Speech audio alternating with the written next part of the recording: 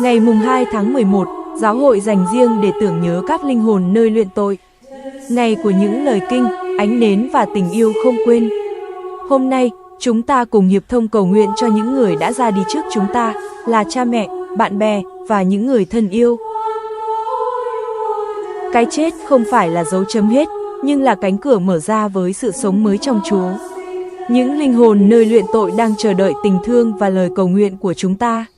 Mỗi kinh, mỗi thánh lễ, mỗi việc lành nhỏ bé là ngọn lửa yêu thương sưởi ấm những linh hồn ấy.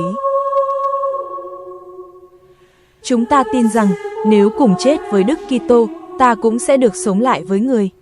Lạy Chúa, xin thương xót các linh hồn và cho họ được hưởng ánh sáng tôn nhan Chúa. Xin cho ánh sáng vĩnh cửu chiếu soi trên họ và bình an Chúa ở cùng muôn đời.